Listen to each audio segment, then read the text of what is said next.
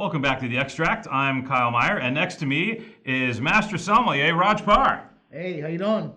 Well, you're not Master Sommelier. Well, there we go. I was gonna correct you. So you're not, you're not really, you're not like a real wine dude then, right? No, I'm not. I'm a retired sommelier. You're retired? Because I think that I believe that sommeliers are on the floor, and I'm not. And you're not. Haven't been for many years, so I never take credit for I was a sommelier. I did work the floor for about 18 years. So yeah. So you're like officially out of that game, right? You're in the vigneron game? Officially out, yes. Yeah. Phase 2 of life, yeah. Yeah.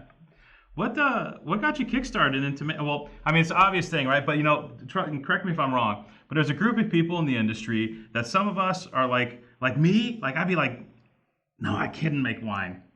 Like there's too much shit going on in my life, but there was certain parts of the wine business that it's like, I'm gonna make wine.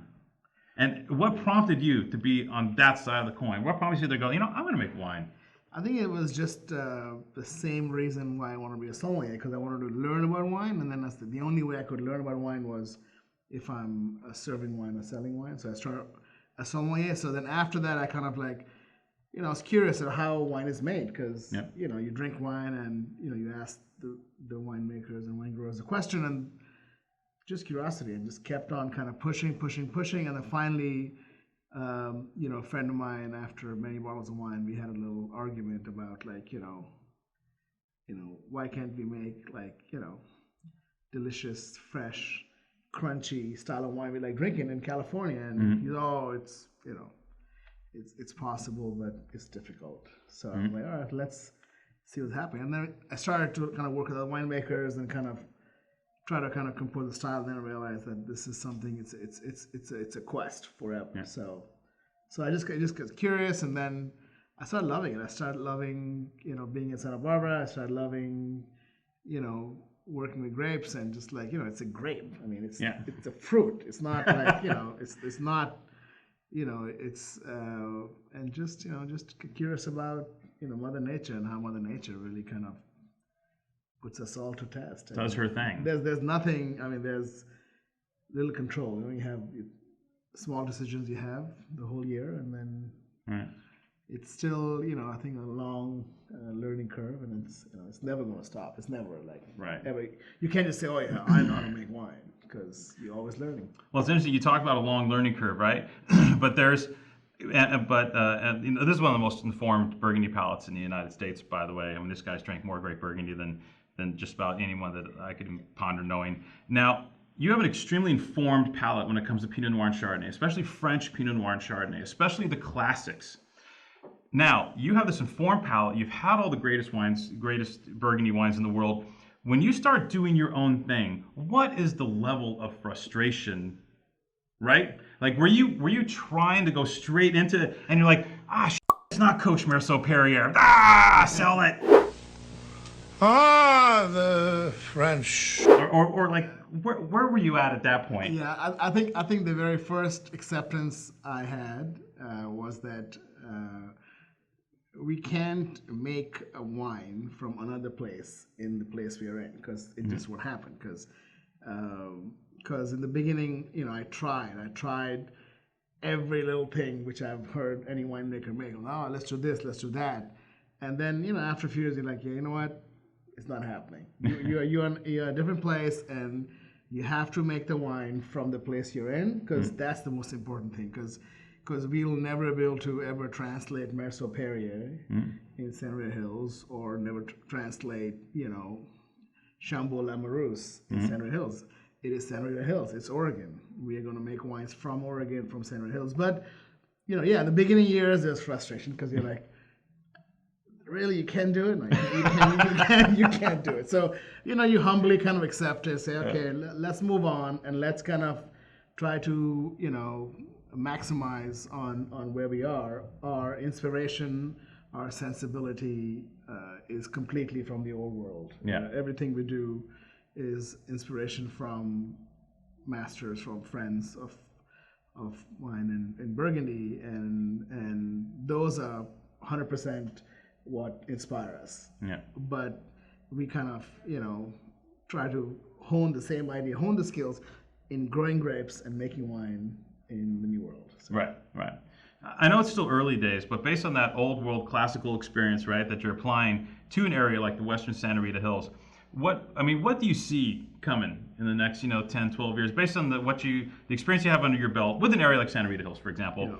Yeah. What do you see stylistically as coming from this area? Because it's still early days, right? Yeah, we're very super early. It's interesting because I think of it every day. I was like, so, where are we going to head? Which direction are we going in? And I think we're on a good path. I think we believe in the place. The first thing is we've picked a good place. I think we can make the style of wine that we like drinking. That's the most important thing. Me and Sashi, we love drinking old world wines, and that's the inspiration. So I think we found a place that we can kind of at least make wine we can drink ourselves. Right? Worst case scenario. So that's like, and then after we kind of to hone the skills, we got to make sure we've planted vineyards, we're planting more vineyards, we're grafting, and we are, I think, going to learn for the next 20, 30 years, because by then the vines are going to be slightly older at our own estate vineyard, and we'll kind of figure out how to kind of grow them and how to make the wine. And the most important thing is to find and express the sense of place. Like we have single parcels, like, that's sense of place. It's not to make a wine in your head and say, oh, I want to make, this style of wine from here. That. We tried that. Doesn't work. Doesn't work. You have to make the wine from the place. So I think we found a place, and we are just making sure that we can follow the path. And when the vines get older and we get more experience, we can pass it on to the next generation, and then they can kind of take it from there. So. Right. And the winemaking kind of adapts to as the vines get older and as you see what some of these blocks do? Like, is there a certain winemaking mantra in place, or do you have the flexibility of just changing it up as you go along? Yeah, winemaking is very simple. We don't do anything special. The wines are all, fermented in, the Pinot, for example, all in concrete, and wood tanks, no temperature control, no yeast added, no nutrient, no enzyme, nothing, no additives. So kind of make the wine as naturally as possible, and aging it's very simple. I think Santa Rita Hills is a fairly easy place to make wine, because you have, you pretty much get good ripeness every year. We are blessed with a very, very coastal influenced climate, so we have great acidity, and I think we are very fortunate to be in a place where we can get ripeness and acidity both, almost every year, which is unusual. So now the X factor is where we plant the vineyard and when we pick it, and farming it correctly. So those three things are what we aspire to do. Making the wine is very easy. We don't have any special machines or any. It's all done by hand. It's It's very as basic as it comes. And make wine in the wine ghetto in Lompoc, and a similar kind of situation in Salem in Oregon. So the winemaking is the easiest part of it. It's just mostly focusing on the vineyard and make sure we can grow the right grape, and every year adapt to the weather. So. Well, I was gonna say, growing grapes on the west side of Santa Rita Hills is a little life on the edge, or is it pretty? Just a cooler version of the east side. You don't have any issues. You know what I mean? Or is it a little more like it's like anything anywhere else. We don't have the same problems as Burgundy has faced in the last couple of years. So but we have like any region, we have mildew pressure, we have botrytis pressure because of the fog, but we stick to our organic viticulture and kind of hope for the best. But it's considering, if you're comparing it to Burgundy, it's very easy. It's because Burgundy's like way marginal climate viticulture. Yeah, it's you have a disease pressure, you have hail, rain, every kind of extreme which can happen in any vintage. So we are kind of slightly more safe than that, but we have our own issues to deal with.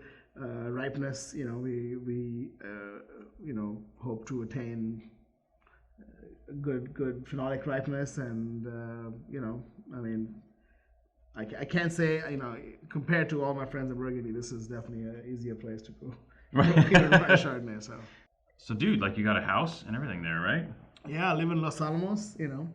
When I was born in Calcutta, so Yeah. around 20 million people. Yeah. Los A Alamos, little smaller, I think maybe a little 2,000 quieter. people.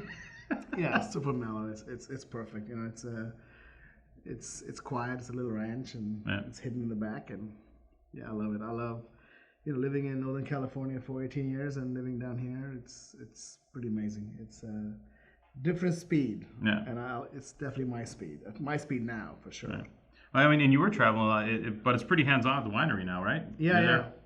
If I'm there, if I'm in town, I'm there every there. day. But it's me and Sashi, we have to, of course, make the wine and oversee everything else, and also we have to go and sell the wine, which is Right.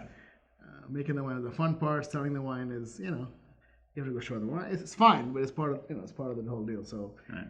so we kind of alternate duties and kind of go between Oregon and Santa Barbara back and forth. It's all good. It's it's a new life, and we love it. Well, dude, I'm excited to follow this project. This is going to be pretty cool. And by the way, in particular Chardonnays, if I can say so, they do taste rather Burgundian, and they taste very well informed, and they're really delicious wines.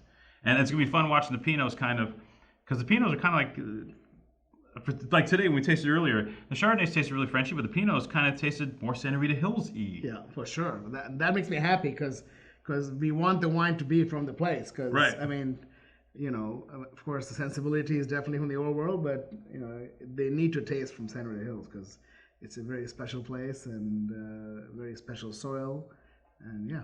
So. Well, congratulations, dude. This is totally cool. Congratulations on chapter 2, man. Thank you. Yeah, I hope you crush it. Oh, well, the wines are crushing it. I hope he crushes it. Yeah. It's going to involve a little more airplane time, but Yeah. Cheers.